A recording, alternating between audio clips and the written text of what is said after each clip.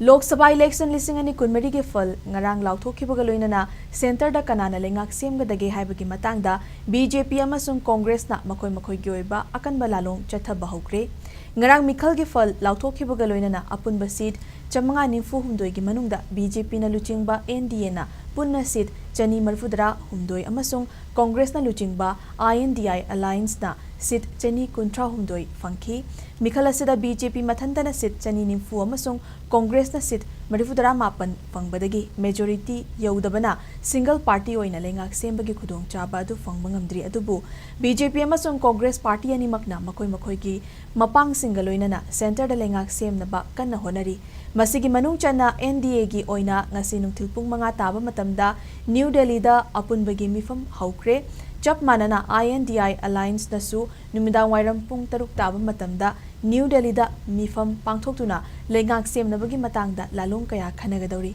party animakna makhoi da saugat pinaba atopa party kaya da wari sanabagi thabak su houkhre amaromda